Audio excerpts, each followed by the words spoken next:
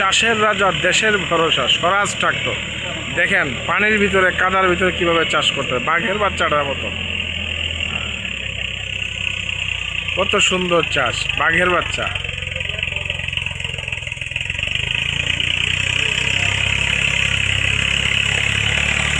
দেখেন কিভাবে আসতেছে, কত পানি এবং কাদার ভিতরে চাষ করতেছে।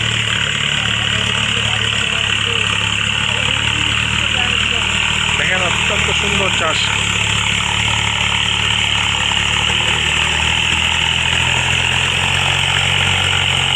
এই চৌঘাট GX